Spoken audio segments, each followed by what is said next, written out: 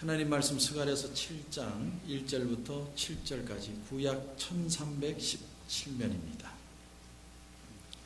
우리 같이 읽도록 하겠습니다. 다리오 왕 제4년 아홉째 달 곧 기슬레월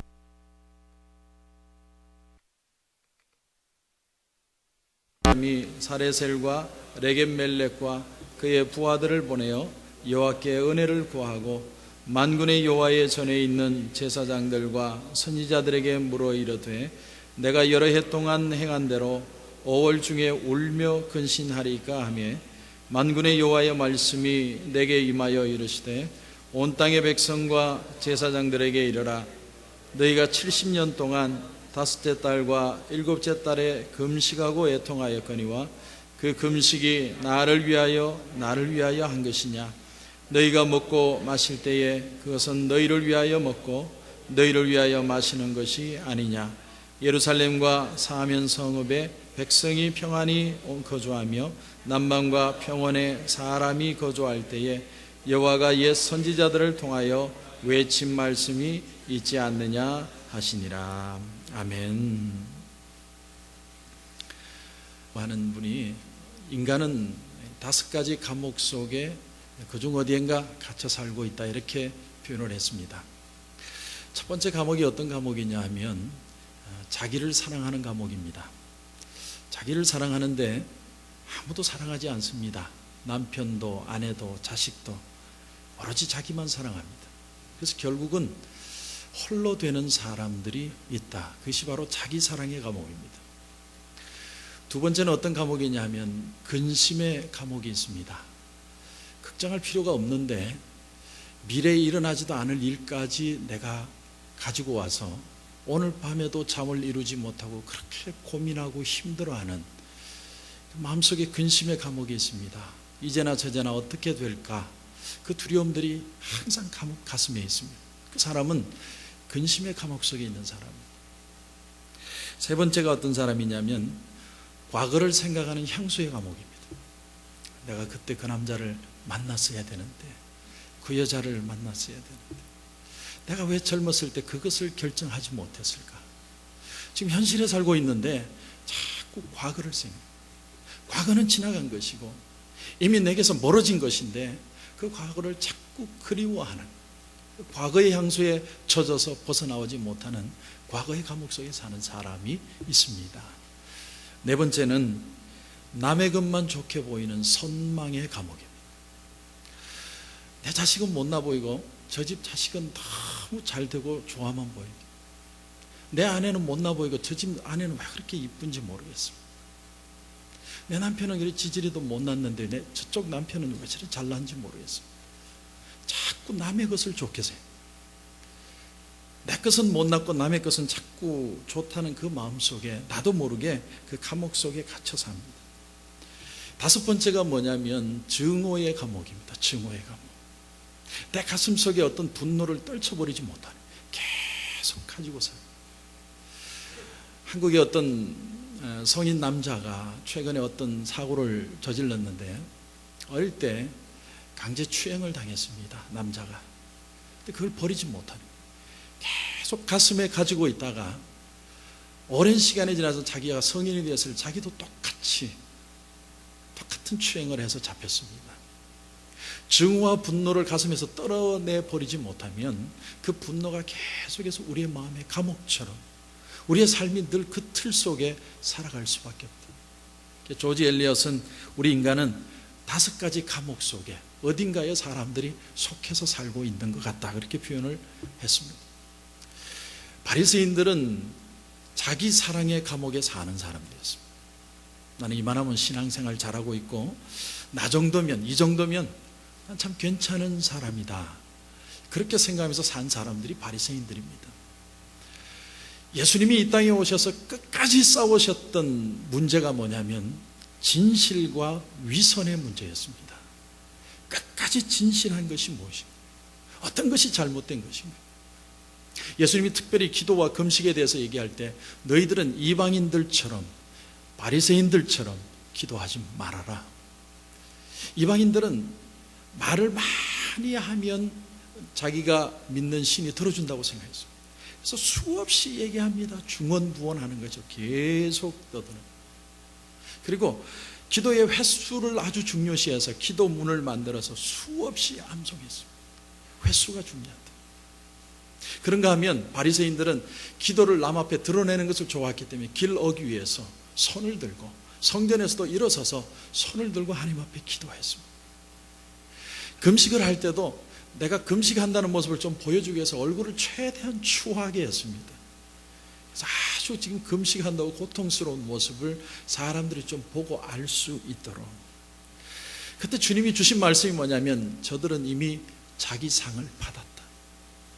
그리고 주신 말씀이 아주 귀한 말씀인데 하나님은 은밀한 중에 보시고 갚으시는 분이시다. 하나님은 저와 여러분과 1대1로 은밀하게 대화하기를 원하시는 거지, 누군가에게 보여주기 위해서 아니면 허례의식으로 우리의 어떤 노력으로 애를 쓰므로 하나님을 만나는 것이 아니라는 것을 우리에게 보여줍니다. 오늘도 끊임없이 주님이 쌓으신 것은 우리가 자기의 틀, 자기의 감목, 자기의 매너리즘, 그 틀에서 끊임없이 깨어져 나와야 된다. 그것이 우리가 교회가 살아있을 수 있는 유일한 방법이라는 거예요. 여러분, 예수님이 기도나 금식이나 아니면 봉사나 찬양이나 헌금 자체를 금하신 적이 없습니다. 굉장히 중요하게 생각하셨습니다. 그런데 그 중요한 것들이 정말 하나님을 향한 것인가?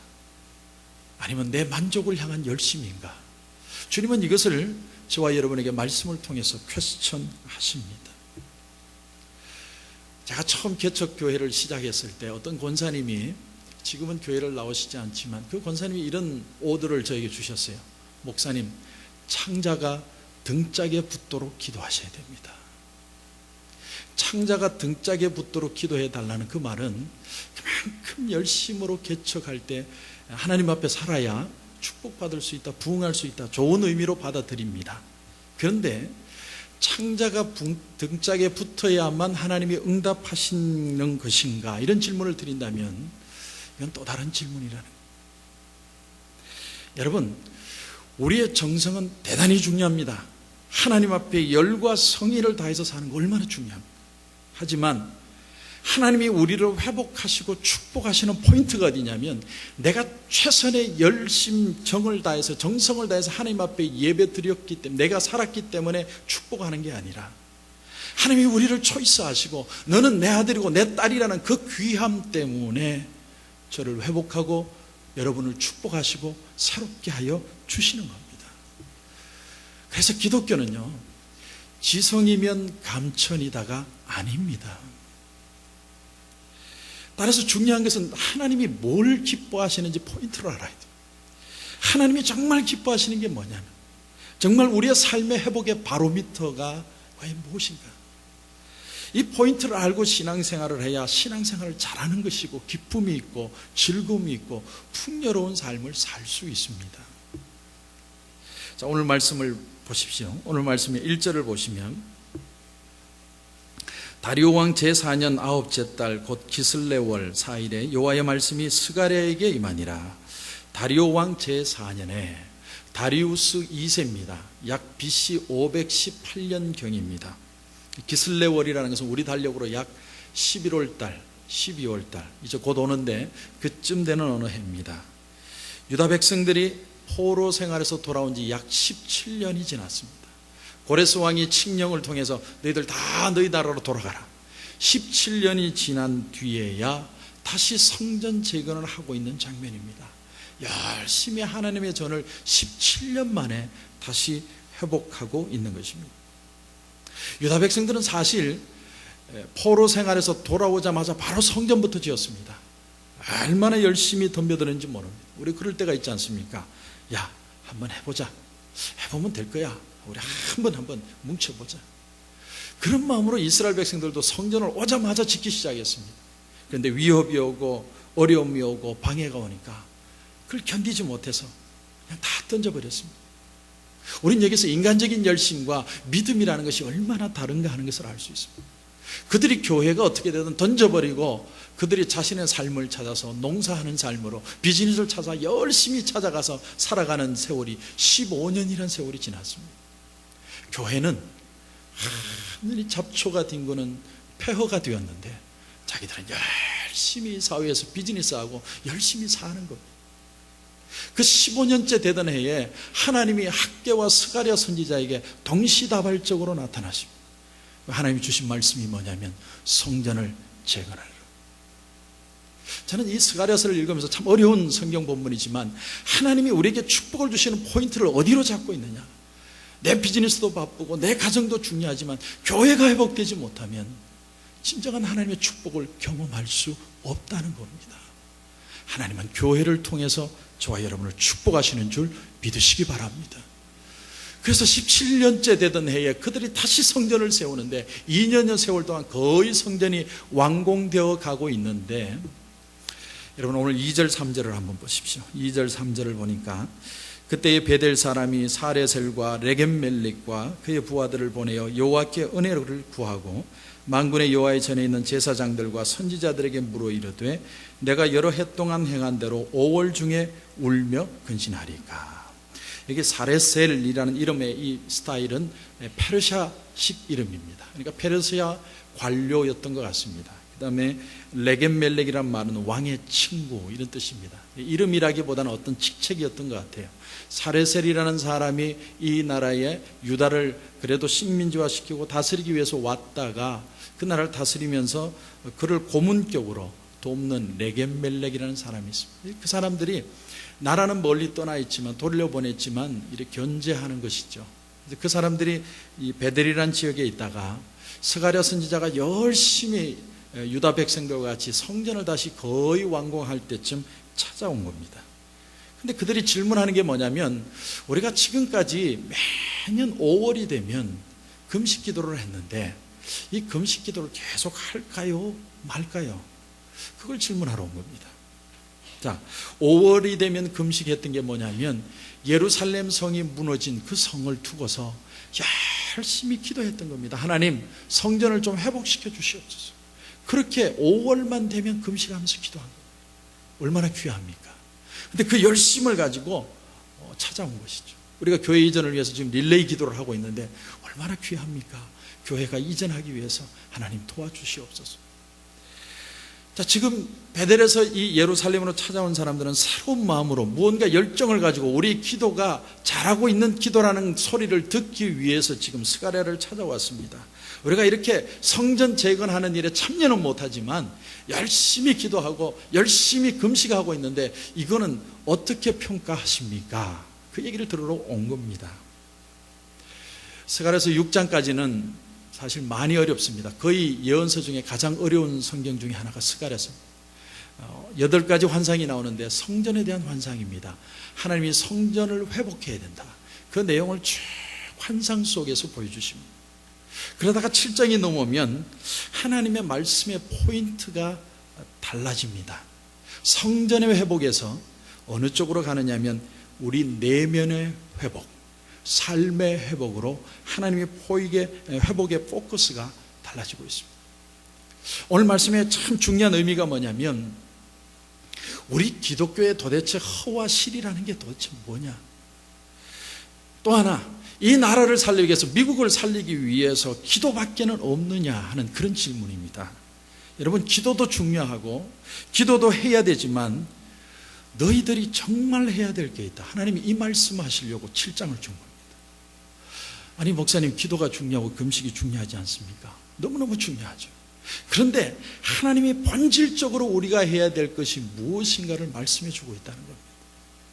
자, 우선 여러분 4절에서 6절을 보면 아주 뜻밖의 의외의 하나님의 대답이 나옵니다. 만군의 여호와의 말씀이 내게 임하여 이르시되 온 땅의 백성과 제사장들에게 이르라.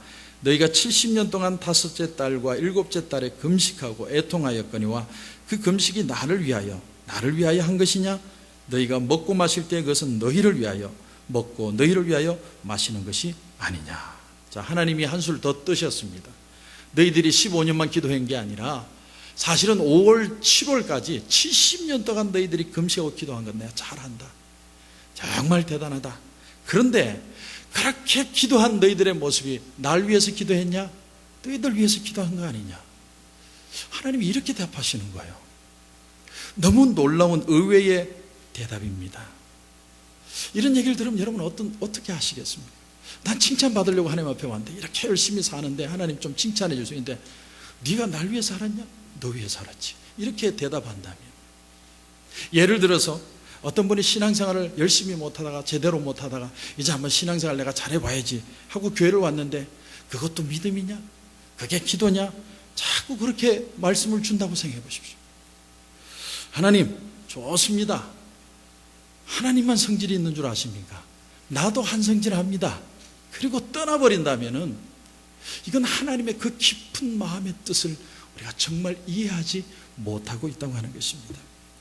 참 어렵게 들리지만 여러분에게 도전할 내용이 바로 여기에 있습니다. 내가 믿음으로 한 걸음 한 걸음 나아간다고 해서 하나님이 맨발로 뛰어나면서 오냐 너 잘했다 그렇게 칭찬하실 것을 기대하지 말라는 거예요.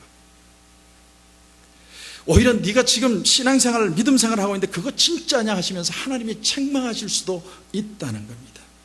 근데 우리는 이 속에서 하나 더 깊이 들어가서 하나님의 진짜 마음이 무엇인지 그 하나님의 깊은 마음을 이해할 수 있어야 한다는 거예요. 백범 김구 선생님의 일화 가운데 우리가 잘 아는 아주 유명한 얘기가 있죠. 상해 임시정부의 주석으로 한 나라가 세워졌다면 대통령의 자리입니다.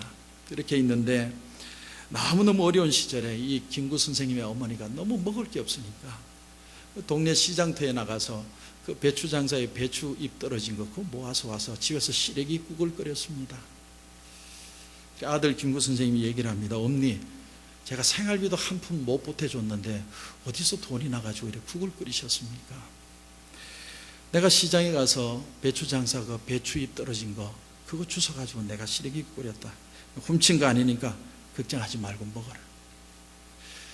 그때 김구 선생이 이런 대답을 하지 않습니까? 아니 엄니 아무리 그래도 내가 이 한 나라의 주석인데 내가 한 나라의 지도자인데 어떻게 길거리 배추 이파리 끓여서 내가 먹을 수 있겠습니까? 그때 어머니가 대답해요. 뭐라고? 이 종아리 걷어라. 그리고 그 자리에서 김구 선생을 때립니다. 지금 나라 잃은 백성들이 이 순간에도 고생하고 있는데 주원 배추 이파리로 국 끓여 먹는 게 부끄럽다고 얘기하는 네가 정말 지도자냐? 참 그 얘기를 보면 그 어머니에게 매를 맞는 김구 선생님도 대단한 분이지만 그 김구 선생을 때리는 어머니도 대단한 분입니다. 정말 그 어머니의 그 아들입니다. 자, 지금 하나님이 그들 이 유다 백성들의 종아리를 걷어붙이게 하시고는 그들의 종아리를 때리는 이게 믿음이냐? 항변합니다. 우리 매년 5월달에 금식하고 7월달에 금식하고 우리가 얼마나 이 나라의 회복을 위해서 기도했는데 하나님이 이렇게 하시면 어떻게 합니까? 그때 하나님이 그들에게 다시 쏘아붙이기를 니들이 기도했던 그 금식 기도가 나를 위한 기도가 아니라 너희들을 위한 기도 아니었느냐? 하나님이 지금 이렇게 밀어붙이시는 그런 책망하는 모습입니다. 베델 사람들이 지금 와서 듣고 싶었던 얘기가 뭐냐면 야 그동안 고생 많았다 수고 많았지 이제 쉬어라 그 얘기 듣고 싶어서 왔는데 하나님이 뭐라고 얘기하시냐면 네가 5월의 금식뿐만 아니라 7월 금식하는 것도 그거 다 너희들 위해서 한 거야. 나하고 무슨 상관이 있냐. 여러분 5월의 금식은 성전이 무너진 것을 회복되기 위해서 매년 기도한 겁니다. 7월의 금식은 그다레라는 총독을 바벨론에서 파송을 했는데 그 사람을 열심당원 중에 한 사람이 죽이는 바람에 이스라엘이 다시 무너지게 되었습니다. 유다가 그것을 슬퍼하면서 회복되기를 바라는 마음으로 하는 금식이었습니다. 우리가 볼 때 얼마나 대단합니까? 얼마나 좋은 겁니까? 교회가 회복되기 위해서 하나님 앞에 기도하는데 얼마나 좋은 겁니까? 그런데 하나님이 잘했다고 칭찬하는 게 아니라 그게 날 위한 거냐? 너희들 위한 거지. 70년 동안이나 계속해서 해온 그 금식이 과연 하나님의 뜻에 따른 금식이었느냐 하는 것입니다. 여러분 그들은 아무리 이방 땅에서 평안하게 살았다 할지라도 자신들이 유다 백성인 것을 잊지 않았습니다. 심지어 예루살렘 성이 포위되었을 때도 그들은 금식하면서 하나님 앞에 기도했습니다. 그렇게 열심을 다하고 최선을 다했습니다. 근데 하나님의 대답이 뭐냐면 그 금식이 나를 위한 거냐? 그건 너희들 위해서 한 거 아니냐? 70년 동안이나 계속해서 금식에 해온 그 금식이 과연 하나님의 뜻에 따른 그런 금식이었느냐 하는 것입니다. 여러분, 베델이라는 지역은요, 원래 북이스라엘의 땅입니다. 북이스라엘이라는 땅이 망한 이유는 하나입니다. 금송아지 우상을 섬기다가 하나님이 멸망시킵니다. 근데 그 금송아지가 금송아지를 믿기 위해서 금송아지를 섬긴 게 아닙니다. 하나님이 눈에 보이지 않는데 우리는 눈에 보이는 하나님을 좀 섬기고 싶다. 그래서 만든 게 금송아지입니다. 그리고 그 하나님 앞에, 자기가 만든 하나님 앞에 열광하고 찬양하고 열정을 가지고 예배드리는 것이 금송아지 우상을 섬긴 겁니다. 근데 하나님이 그 모습을 보시고 그들을 멸망시켜 버렸습니다. 어떤 목사님이 이런 말씀을 주셨습니다. 한국 사람들과 외국인 성도들이 그 기도하는 스타일이 좀 틀리다. 한국 사람들 주로 기도의 포커스가 어디냐면 얼마나 오래 기도하느냐, 그리고 기도하고 나서 얼마나 속이 시원하느냐, 그게 포커스인데 외국인 성도들은 그게 아니에요. 얼마나 진실하게 기도했느냐, 얼마나 솔직하게 기도했느냐, 그게 포커스라는 거죠. 우리나라 사람들 기도 스타일이 있죠. 막 혼자 퍼붓듯이 막 기도합니다. 막 기도하다가 하나님이 좀 나도 좀 말 좀 하자, 내가 너한테 얘기해 주게 하는데 시원하다고 그러고 집에 가버립니다. 하나님이 얘기할 기회를 안 줍니다. 그에 비해서 다른 나라의 성도들은, 외국인 성도들은 하나님께 질문하는 기도, 구체적인 기도를 드릴 줄 안다는 것이죠. 물론 이 목사님이 보기에는 신앙이 좋은 신도를 보았을 것입니다. 그런데 이 말씀에 뼈가 있습니다. 그런데 금식도 마찬가지로 아주 중요한 것은, 여러분, 금식하면서 몇 끼를 굶었느냐, 물을 마시면서 금식했냐, 물을 안 마시면서 금식했냐, 야 주스 마시면서 금식하는 게 그게 무슨 금식이냐, 이런 걸 따지는 게 아니라 하나님 앞에서 자신이 얼마나 무능하며 얼마나 큰 죄인인지를 깨닫고 스스로 낮출 수 있느냐, 이 본연의 기도의 의미를 가지고 기도할 수 있느냐, 그게 여러분 금식입니다. 금식이라는 것은 하나님, 제 힘으로는 단 1%도 할 수 없기 때문에 하나님 100% 나를 도와주셔야 됩니다. 그리고 거기서 더 나가서 내 속에 꺾이지 않는 이 성품이 있는데 이 성품이 하나님 꺾이지 않습니다. 내가 금식하면서 내 성품이 꺾여지게 하시고 하나님 앞에 순종할 수 있는 마음을 주시옵소서. 여러분, 그게 금식입니다. 근데 하나님, 우리가 하나님 앞에 기도할 때 어떻게 기도하냐, 하나님 제가 이만큼 금식했는데 하나님도 성의를 좀 보여주셔야 되지 않겠습니까? 이렇게 기도하면 하나님이 우리에게 말씀하신 게 뭐냐면, 그 금식 나를 위해 한 게 아니라 너를 위해 한 거 아니냐, 하나님이 그렇게 답하시더라고요. 기도도 마찬가지입니다. 기도에서 중요한 것은 뭐냐면, 포인트는 솔직함이 있습니다. 솔직함. 만약 기도의 간절함을 목소리 큰 거로 잰다면 하나님은 오늘부터 소음 측정기 들고 다니면서 데시벨이 제일 많이 올라가는 사람 대답을 들어줘요. 또 기도 시간 길이로 한다면 독한 사람들이 기도 응답받습니다. 그러나 기도는 하나님과 내가 1대1로 대화하고 하나님께 다가가는 것입니다.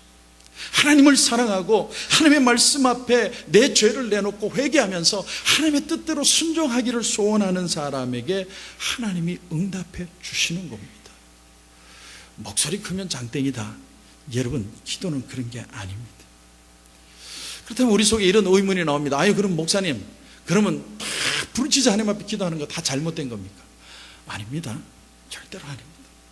하나님 앞에 부르짖어 기도하는 건 너무너무 중요해요. 하나님 앞에 심령을 토해서 기도하라고 했습니다. 시편의 기자들은 얼마나 하나님 앞에 부르짖어 기도하는 사람이 많은지 모릅니다. 심지어는 그것도 부족하다고 생각해서 아침마다 새벽마다 하나님 앞에 부르짖어 기도했던 사람들도 있습니다.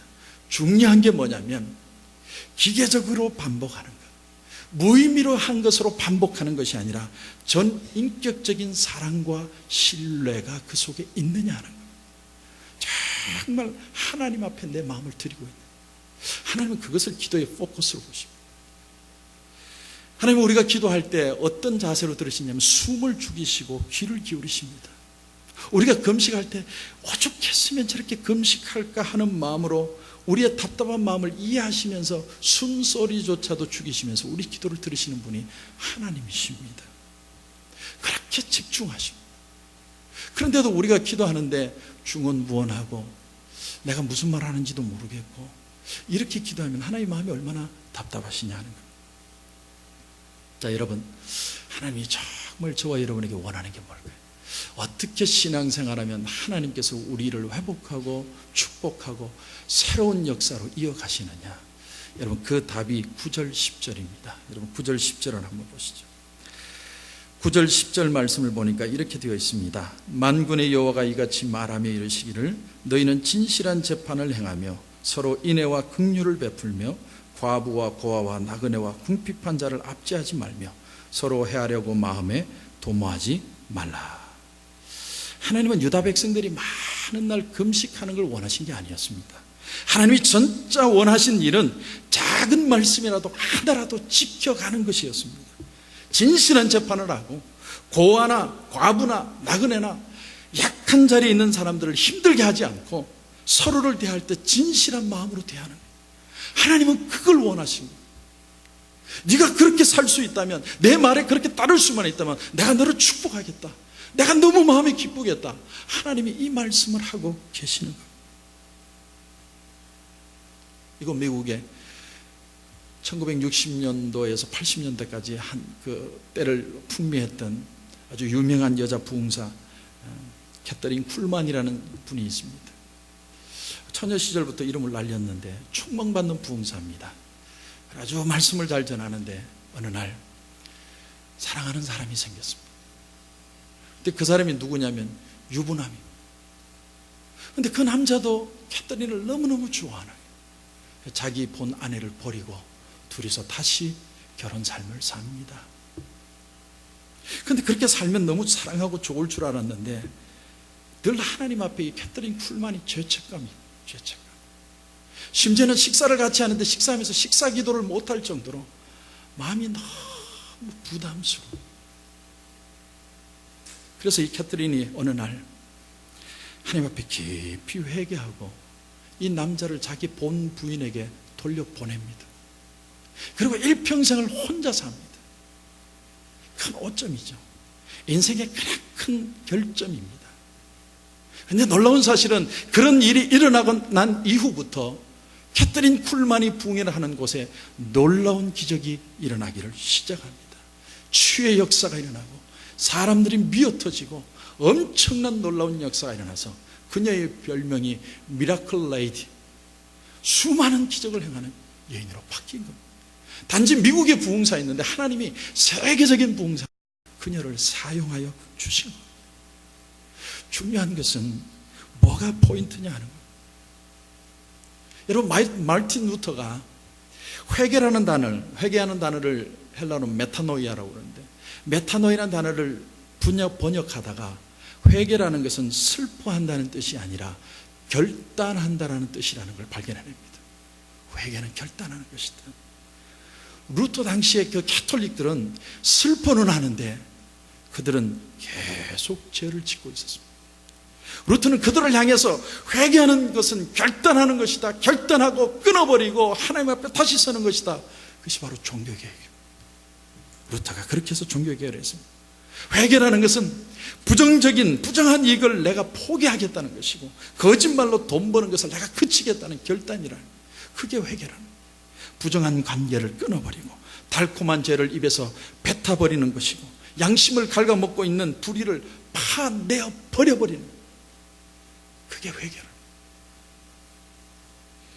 여러분, 하나님이 유다 백성들에게 성자의 삶을 요구한 것 같습니까? 아닙니다. 절대로 아닙니다. 그저 하나님을 향해 첫 걸음을 내디뎌라. 그러면 내가 너를 도와주겠다.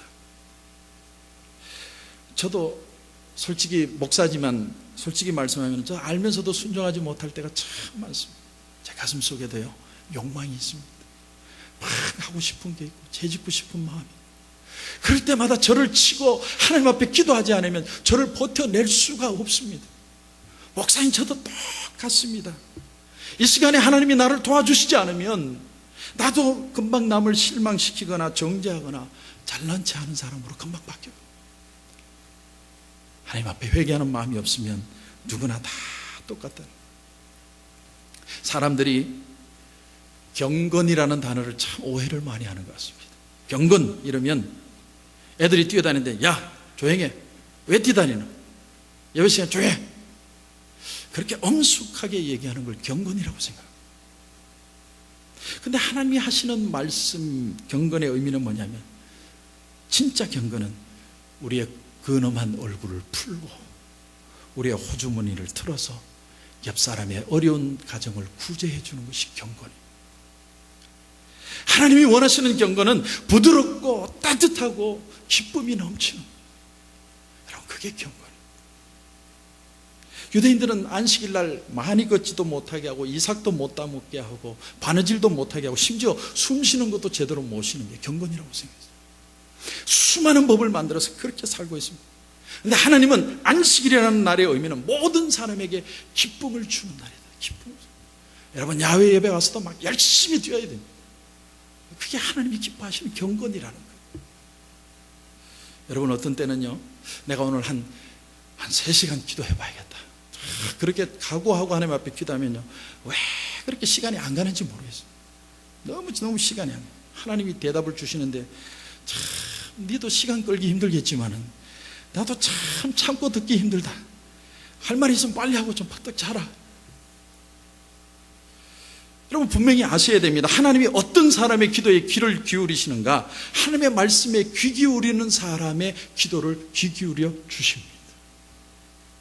이게 본질이에요. 여러분, 유다 백성들이 그렇게 70년을 금식하고 소리를 지르고 난리법석을 떠는데도 하나님이 듣지 않으신 이유는 그들이 하나님의 말씀을 듣지 않았기 때문에.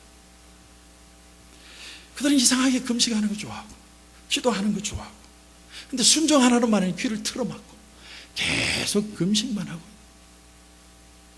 하나님은 지금 이걸로 족하다라고 족하게 생각해라 그러시면은 내가 누군데 시시하게 이거 정도로 족하게 생각해?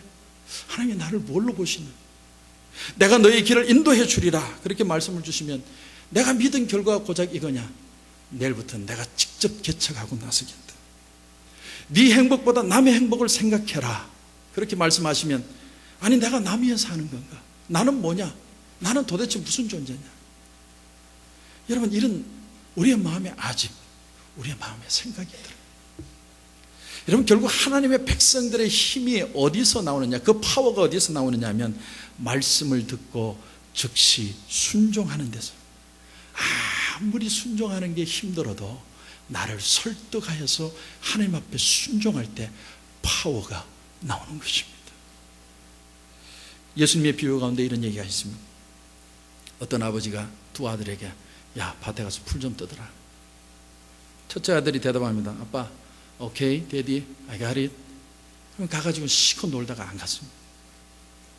근데 성질 나쁜 둘째 아들은 왜 맨날 너만 시켜요? 그리고는 갔는데 회개하고 풀 뜯고 왔습니다.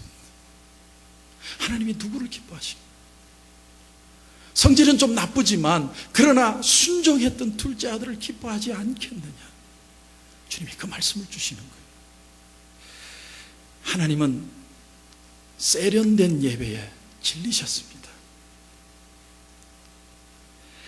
하나님은 지금 우리의 마음을 렌트하시고 우리의 손을 렌트하시고 우리의 마음을 렌트하시고 우리의 팔과 다리를 렌트하셔서 사용하기를 원하십니다. 설사 잘 움직여지지 않지만 우리의 몸과 마음을 기꺼이 하나님 앞에 드리고자 하는 그 마음이 있을 때 하나님이 그것을 기뻐 받으시고 사용하는 걸 너무너무 좋아하십니다. 다시 한번 기억하시기 바랍니다. 예루살렘이 망한 이유는 기도하지 않고 금식하지 않았기 때문이 아니었습니다. 말씀에 순종하지 않았기 때문에. 오늘도 하나님은 진실한 마음으로 자신을 낮추고 기도하는 자들의 기도에 귀를 기울이십니다. 하나님이 우리 보고요, 뭐 큰 일을 해라 이런 말씀을 하시는 게 아닙니다. 작은 결단이라도, 아주 작은 결단이라도 한번 여러분 순종해 보십시오. 그 순종하는 마음에 하나님은 열매 맺게 하시고 그것이 강이 되게 하시고 축복과 회복의 은혜를 부어 주시는 겁니다. 저는 저와 여러분 가운데 이런 은혜가 넘칠 수 있기를 주님의 이름으로 축원합니다. 그래서 다시 한번 하나님의 말씀으로 여러분의 영혼이 살고 새로워지는 역사가 일어나기를 주님의 이름으로 간절히 축원합니다.